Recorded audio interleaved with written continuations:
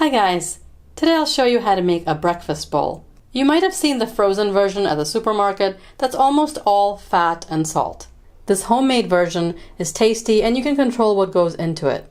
You can also portion and freeze this, heat it up in the morning for a quick and hearty breakfast. First, cut up thick bacon and fry it. You can use pork, turkey, or vegetarian bacon. When the bacon is crispy, drain and set it aside. Add chopped onion and sauté until golden. There isn't a huge amount of bacon grease left in the pan. It's enough for the onions. While the onions are cooking, crack eggs into a bowl and whisk well. The onions are golden.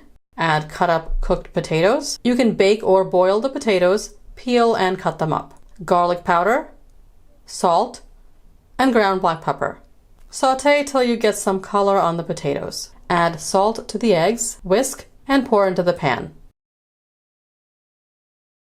Leave the eggs alone for 30 seconds. The edges will set up, then you can mix. Turn down the heat before you add the eggs. I use my cast iron wok because it's almost non-stick and good for making eggs. Add grated cheddar cheese, the cooked bacon, a little paprika, and chopped parsley or cilantro. You can customize the bowl by adding vegetables and sauteing them with the onions. I like to eat the breakfast bowl with ketchup. I do hope you give this a try as it is very simple to make and fills your belly in the morning. Share this video and subscribe for more recipes. I'll see you next time. Thanks for watching.